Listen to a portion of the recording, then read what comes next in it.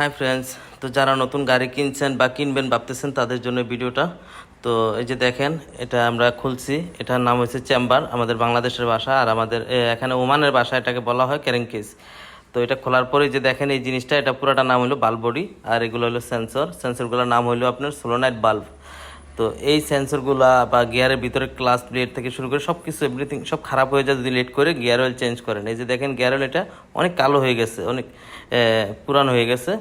এই যে ফিল্টার আর gear oil খুব দ্রুত চেঞ্জ করতে হয়। Engine oil, engine filter, gear oil, gear filter, এগুলো খুব দ্রুত চেঞ্জ করবেন, তাহলে এগুলো লং টাইম লাস্টিং করবে গিয়ার ইঞ্জিন। তো অবশ্যই এই জিনিসগুলো আপনারা খেয়াল রাখবেন, আর না হলে কিন্তু গিয়ার খারাপ হয়ে গেলে, ইঞ্জিন খারাপ হলে অনেক টাকা খরচ হয়, এটা তো জানেনই। এই যেটা নতুন নিয়ে আসছে আমরা ফিল্টার, এটা চেঞ্জ করব এখন।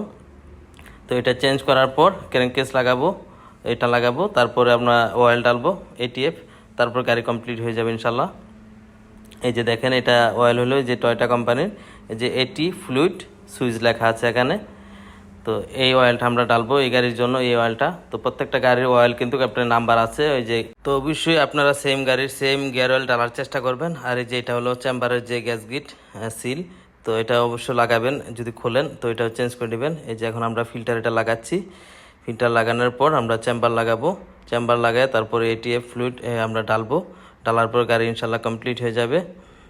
এই যে আমরা চেম্বার আর ক্র্যাঙ্কেস যাই বলেন না কেন, এটা আমরা লাগাচ্ছি। তো এটা লাগানো কমপ্লিট হয়ে যাওয়ার পর আমরা এটিএফ ডালবো, এটিএফ ডালার পর গাড়ি ইনশাল্লাহ স্টার্ট করব, ট্রায়াল করব গাড়ি। এভাবে অবশ্যই আপনারা গিয়ার অয়েল আর ইঞ্জিন অয়েল ফিল্টার এগুলো সার্ভিসিং করবেন খুব দ্রুত ইনশাল্লাহ। ওকে, বাই বাই।